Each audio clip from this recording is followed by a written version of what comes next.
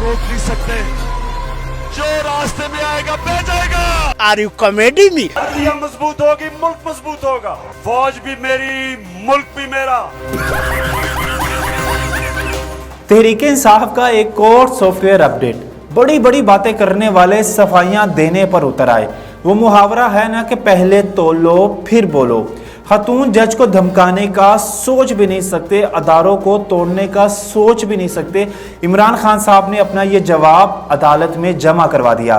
खान साहब का कहना था कि खातून जज ज़ेबा चौधरी के मुतल्लिक मुंह से निकले गैर अरादी तौर पर जो अल्फाज निकले उस पर गहरा अफसोस है। उनका कहना था कि शहबाज गिल के हवाले से जो सोशल मीडिया पर वीडियो वायरल हो रही थी कि कैसे उनको जब अदालत में पेश किया गया तो उनकी सांस लेने की दुश्वारी, उनकी मास्क मांगने की जो वीडियोस थी उसने मेरे दिलो दिमाग पर गहरा असर छोड़ दिया था। उनका कहना था कि मसरूफियात की वजह से मुझे नहीं पता था कि हाई कोर्ट पर मेरा केस ज़ेरे इल्तवा है। अगर पता होता तो शायद मैं ये अल्फाज ना बोलता। खान साहब, आपकी मसरूफियात सबको पता है कि आपकी मसरूफियात क्या है। आपकी मसरूफियात है जलसे करना, आपकी मसरूफियात है अदारों को तड़िए लगाना, आपकी मसरूफियात है जजों को तड़िए लगाना, आपकी मसरूफियात बस यही हैं। बाकी तो ये सब टोपी ड्रामा है और कुछ नहीं है।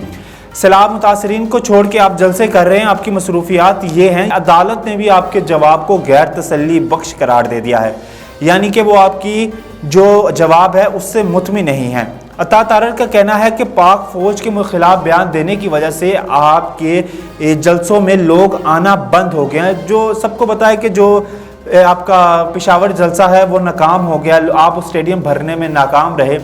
और पेशावर जलसे में जो आपने एक नया ही यू टर्न लिया, जो कहा कि जी पाक फौज हमारी जान है, ठीक है, पाक फौज पर जो हम तनकीद करते हुए हैं वो तामीरी तनकीद होती है, उसकी बेहतरी के लिए तनकीद होती है। जजों को हम तड़िए लगाने का सोच भी नहीं सकते, धमकी देने का सोच भी नहीं सकते, अदलिया को हम धमकी देने का सोच नहीं सकते, पाकिस्तानी अदारों को तोड़ने का सोच नहीं सकते। ये जो आपने यू टर्न लिया है ना, ये सबको पता है कि आपने ये यू टर्न क्यों लिया है, क्योंकि आपको पता है कि आपके गिर्द घेरा तंग हो रहा है। पंजाब हुकूमत भी बेहिस हो चुकी है। उनका कहना है कि वो सलाब मुतासरीन की तरफ उनकी ज़रा भी तवज्जो नहीं है, उनकी तवज्जो है तो इमरान खान की तरफ। इमरान खान को हेलीकॉप्टर भेजना है ताकि वो बनी गाला से हेलीकॉप्टर उनको ले और जलसे तक पहुंचाए और फिर जलसे से बनी गाला दोबारा पहुंच जाए। वो सिर्फ उनका जो हेलीकॉप्टर है ना पंजाब हुकूमत का, वो पिक एंड ड्रॉप में लगा हुआ है। इसके अलावा पंजाब हुकूमत कुछ नहीं कर रही। दावे तो बड़े किए थे पंजाब हुकूमत ने भी कि हम ये कर देंगे, हम वो कर देंगे, लेकिन अभी तक अमली तौर पर कुछ नज़र आया है तो वो सिर्फ पिक एंड ड्रॉप है इमरान खान साहब की, कि पिक किया, उनको छोड़ा, उनको लिया, उनके जलसे जुलूसों के इंतजामात किए, हुकूमती मशीनरी को इस्तेमाल किया, इस तरह के सारे मामलात हैं। बस यही है।